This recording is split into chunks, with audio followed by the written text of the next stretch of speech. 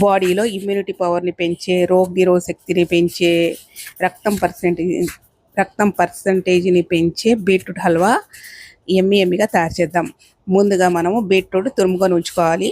తర్వాత మనము కొంచెం నెయ్యి వేసి కాజు కిస్మిస్ బాగా వేయించుకోవాలి.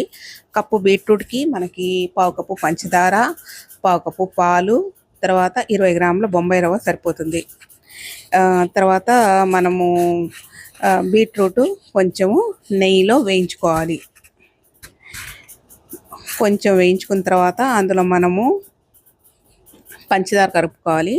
పంచదార కలిపినప్పుడు మనకి కొంచెం అందులో నుంచి తడి వస్తుంది.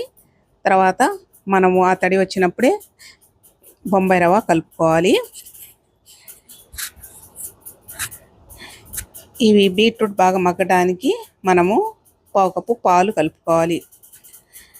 అంతేనండి, చాలా సింపుల్గా తయారై బీట్రూట్ హల్వా తయారు.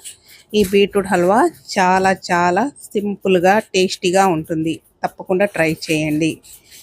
చిన్న రిక్వెస్ట్ అండి, నా ఈ ఛానల్ కొత్తగా చూసేవాళ్ళు ఎవరైనా ఉంటే ప్లీజ్ లైక్ చేసి సబ్స్క్రైబ్ చేయండి. Thank you for watching my video. Video నచ్చితే చిన్న లైక్ ఇవ్వండి.